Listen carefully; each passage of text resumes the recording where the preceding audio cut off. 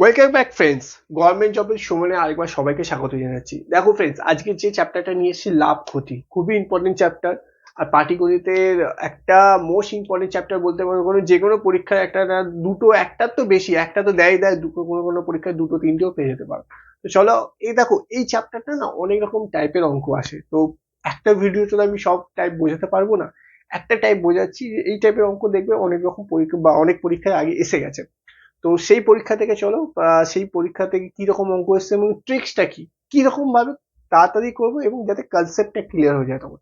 চলো ফার্স্ট অঙ্কটা দেখি কি বলছে। দেখো ফার্স্ট অঙ্কটা বলছে, একটি ব্যক্তি 10% ক্ষতিতে একটি দ্রব্য বিক্রয় করে দেখলো যে আরো 40 টাকা বেশি মূল্যে বিক্রয় করলে তার 10% লাভ হতো।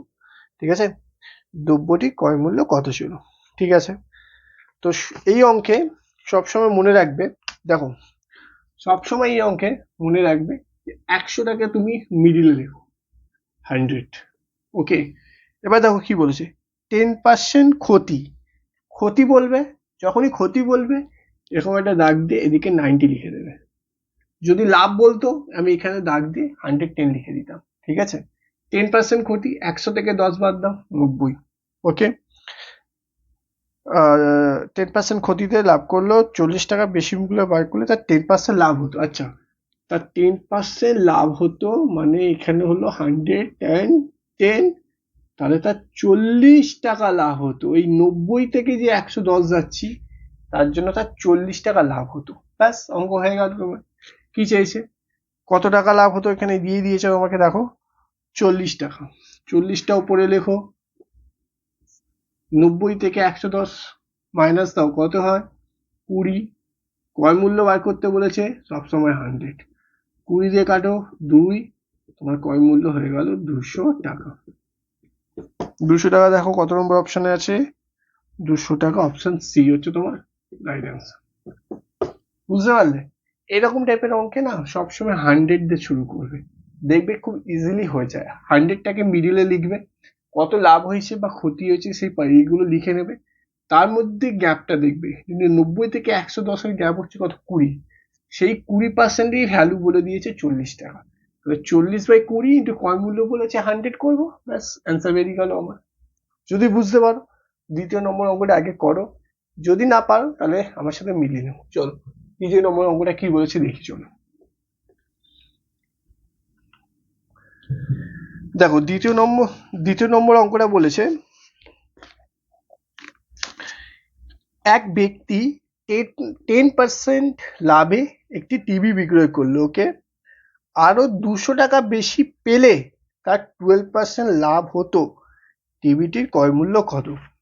বলেছিলাম সেম সেম লজিকে করবো। চলো কি বলেছে প্রথমে দেখো, এক ব্যক্তি 10% লাভে একটি টিভি বিক্রয় করলো। 10% লাভ বলেছে, আমি 100টাকে মিডিলে লিখবো। 10% লাভ, এদিকে যাব না, আমি 110। ওকে, নেক্সট কি বলেছে দেখো, নেক্সট বলেছে সে আরো 200 টাকা বেশি পেলে তার 12% লাভ হতো। আচ্ছা, আরো 200 টাকা বেশি পেলে তার 12% মনে হচ্ছে 112। এই যে 110 থেকে 112 এর মধ্যিখানের ভ্যালুটাই হচ্ছে তোমার 200 টাকা। ব্যাস, অ্যান্সার হয়ে গেল তোমার। 200 টাকা দিয়েই দিয়েছে, 110 থেকে 112 মাইনাস দাও 2, ইন্টু ক্রয় মূল্য চেয়েছে 100, হয়ে গেল। 2 দিয়ে কাটো 100, তোমার অ্যান্সার হয়ে গেল 10000। কত নম্বর অপশনে আছে? Option D, right answer. ঠিক আছে, দেখো লজিকটা বোঝার চেষ্টা করো, ঠিক আছে, কনসেপ্টটা বোঝার চেষ্টা করো। যখনই আমাকে এরকম দেবে না যে এত পার্সেন্ট লাভ হয়েছে এত টাকা, এত পার্সেন্ট হলে তার কত টাকা ক্রয় মূল্য ছিল, সবাই এইরকম নির্ণয় করবে। 100 টাকা মধ্যিখানে লিখবে, কত পার্সেন্ট বলেছে সেটা লিখবে, আর ওই মাইনাস না প্লাস বলেছে সেটা লিখে তার 200 টাকা দিয়ে বা যেই টাকাটা দিয়ে দেবে সেটাতে ভাগ করলে তোমার অ্যান্সার বেরিয়ে যাবে। ওকে, তো চলো 3 নম্বর অঙ্কটা দেখি আর কি বলছে। দেখো 3 নম্বরটা কি বলেছে, এক ব্যক্তি একটি টিভি 10% ক্ষতিতে বিক্রয় করলো। চলো পড়বো আর করবো। হ্যাঁ, এক ব্যক্তি একটি টিভি 10% ক্ষতিতে বিক্রি করেছে।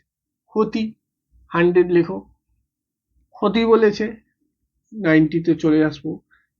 ঠিক আছে, যদি আরো 5,000 টাকা বেশি দামে বিক্রয় করতো তবে 18% লাভ হতো। ওকে, 18% মানে 118, আর এইটারই ভ্যালু দিয়ে দিয়েছে আমার 5,600।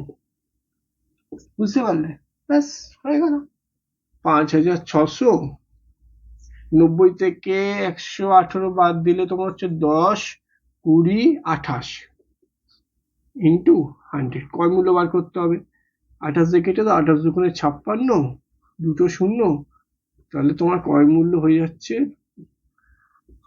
এত। ঠিক আছে, এবার দেখো কিন্তু অঙ্কটা শেষ হয়নি এখনো।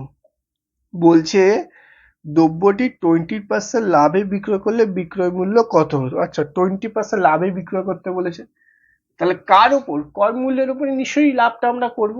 ঠিক আছে, তাহলে ক্রয় মূল্যটা উপরে লেখো, 4টে শূন্য ডিভাইডেড বাই 100। 20% লাভ বলেছে মানে 120%। শূন্য শূন্য শূন্য শূন্য, 12 দিয়ে গুণ করে, 12 দুগুণে 24, একটা দুটো তিনটে, ঠিক আছে, 24,000। অপশন সি হচ্ছে তোমার রাইট অ্যান্সার। বুঝতে পারলে? তো দেখো কনসেপ্ট কিন্তু একই। ঠিক আছে, এখানে খালি এক্সট্রা চেয়েছে বিক্রয় মূল্যটা কত হবে, খালি আমরা বিক্রয় মূল্য সেলস প্রাইসটা বার করে নিলাম। ঠিক আছে, তার আগে কিন্তু আমাকে এটা কস্ট প্রাইস বার করতেই হতো। কস্ট প্রাইসটা আগে আমি কি করে বার করবো? এইরকম লজিকে, এটা হলো তোমার ফার্স্ট স্টেপ। যেই কস্ট প্রাইস বেরিয়ে গেল, সেলস প্রাইস তো জাস্ট সময়ের অপেক্ষা, সেকেন্ড প্রাইস এইভাবে বেরিয়ে যাবে। ঠিক আছে, তো কস্ট প্রাইস আর সেলস প্রাইস এরকম ভাবে বার করতে হয়। আর যখন এরকম টাইপের অঙ্ক দেবে সবসময় মধ্যিখানে 100 লিখে করার চেষ্টা করবে, যাতে তোমাদের সুবিধা এবং পরীক্ষার হলে খুবই তাড়াতাড়ি হবে। ওকে, তো দেখো বন্ধু, আজকে তোমাদেরকে লজিকটা বোঝানোর চেষ্টা করলাম। ঠিক আছে, আমি 2 থেকে 3টে অঙ্ক করালাম, কিন্তু এই রকম লজিকে যদি এই অঙ্কগুলো করো দেখবে খুব ইজিলি হয়ে যাবে তোমাদের। ঠিক আছে, তো চলো আবার দেখা হবে পরে।